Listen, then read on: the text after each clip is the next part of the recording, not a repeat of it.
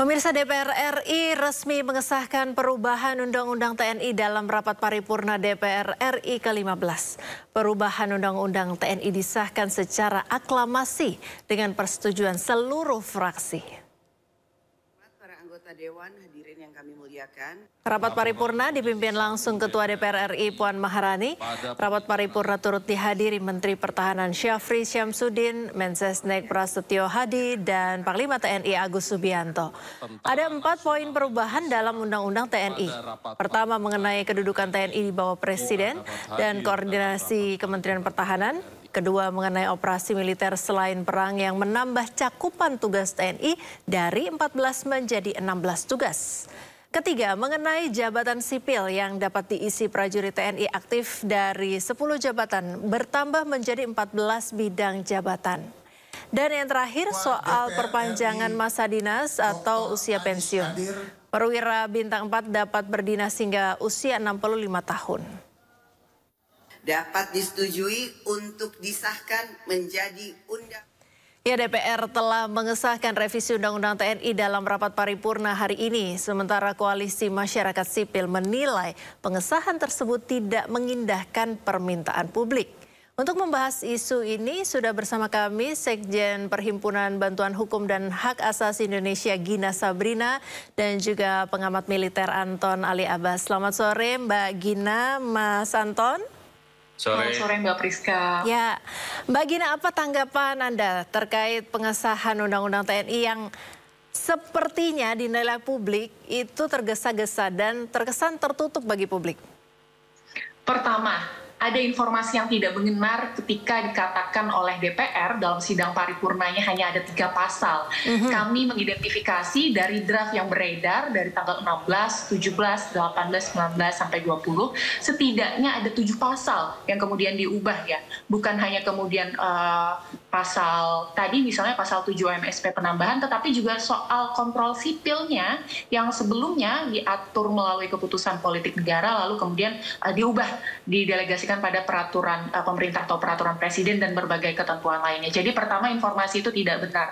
Di satu sisi, sampai detik ini, sampai pasca pengesahan, website DPR masih belum memuat mengenai draft yang kemudian disahkan. Oleh karenanya menimbulkan huru-hara dan kekecewaan bagi publik karena tidak bisa mengakses gitu ya sama sekali proses pembahasan hingga akhir. Di satu sisi kekhawatiran mengenai duifungsi, ketakutan terhadap duifungsi ABRI gitu ya, Orde Baru dan lainnya, itu kemudian berdasar kami nilai. Karena tadi misalnya salah satu yang diubah berkaitan dengan operasi militer selain perang, itu diubah dari yang sebelumnya melalui keputusan politik negara, kemudian sekarang dihapuskan. Kami memandang adanya penghapusan kontrol sipil gitu ya dengan dihapuskannya keputusan politik negara dan diserahkan melalui peraturan pemerintah dan peraturan presiden. Seperti itu harusnya dalam konteks negara yang demokratis dan tunduk pada supremasi sipil, keputusan politik negara itu tetap perlu dilibatkan. Dalam hal ini DPR sebagai representatif rakyat itu tidak boleh dihapus perannya dalam kontrol sipil. Meskipun memang kita akui bersama bahwa pasal ini tidak pernah dilaksanakan ya. Nanti Mas Anton bisa jelaskan pengerahan militer dalam OMSP itu hampir tidak pernah kemudian dimintai persetujuannya terhadap mekanisme keputusan politik negara. Seperti itu. Mbak Priska. Ya, Mbak Gina, kalau tadi Anda sempat menyoroti tentang website belum dirubah begitu, apa bentuk informasi atau keterbukaan yang bisa diberikan oleh DPR mengenai isu ini selain dari update website misalnya? Bukankah DPR sudah menyampaikan secara lisan begitu? Apakah itu belum cukup? Seandainya kalau memang perlu melalui website dan sebagainya, apalagi yang diharapkan begitu? Merujuk pada ketentuan peraturan perundang-undangan tentu itu sangat tidak cukup. Kami menilai proses ini cacat gitu ya. Secara tegas kami sekarang sampaikan proses ini cacat dalam pembentukannya.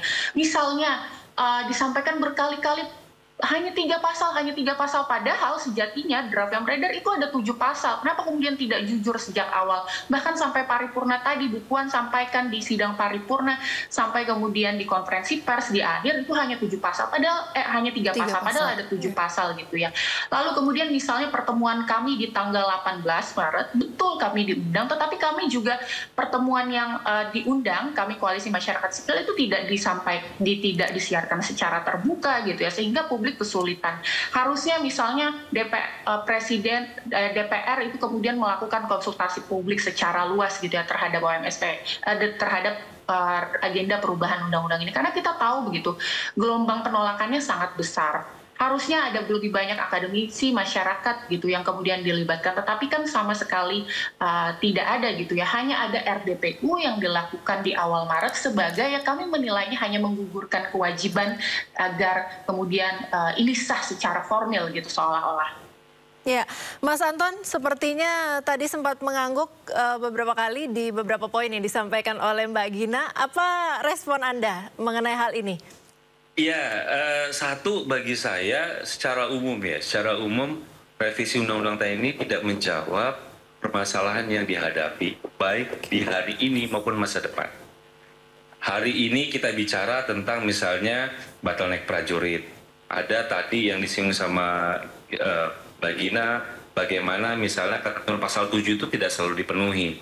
Ketika kita cerita tentang OMSP, ternyata keputusan dan kebijakan politik negara tidak selalu dilakukan. Tapi kemudian kok itu dihapus? Itu satu. Selanjutnya misalnya ketika kita bicara masa depan, perangnya tidak lagi hanya darat, laut, udara, tapi juga bicara tentang siber dan antariksa, sama sekali tidak dimuat. Ngomong tentang siber, disebutnya adalah ancaman siber, itu sebetulnya adalah tugas perbantuan.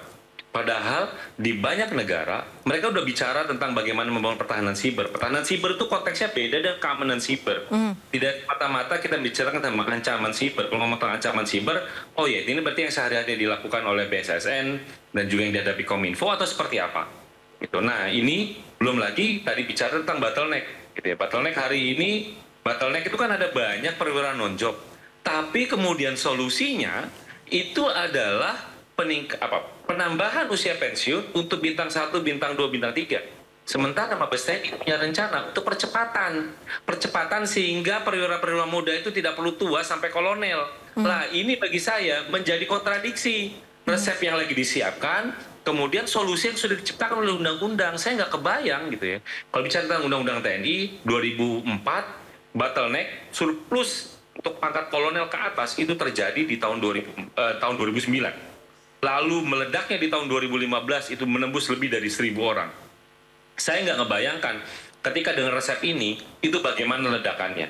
Kenapa? Karena yang dari bintang 1, bintang 2, bintang 3 itu kan stay-nya akan jauh lebih panjang. Baik, gitu. Kalau begitu menurut Mas Anton, sebenarnya perlu nggak sih undang-undang ini disahkan, revisi undang-undang ini disahkan?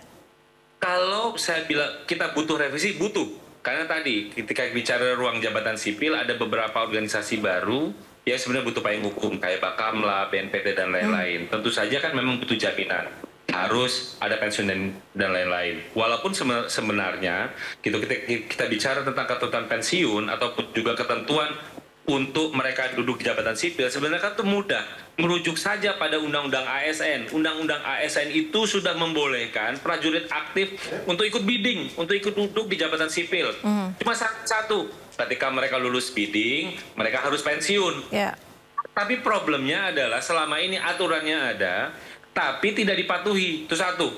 Kedua, kalaupun tidak dipatuhi, tidak ada sanksi.